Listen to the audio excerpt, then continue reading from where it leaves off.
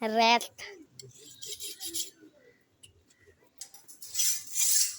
তাহমেদ নাও video করো। Hello guys, আসসালামু আলাইকুম। আজকে আমার এই কুরবানির গরুটা আপনাকে দেখাবো। তো শুরু হয়ে যা আমাদের ভিডিও। জুড়ে বলো, জুড়ে। এই দেখেন আমাদের গরুর গোবর, আর এই দেখেন আমাদের গরু। ওই দেখেন কুফটা কত বড়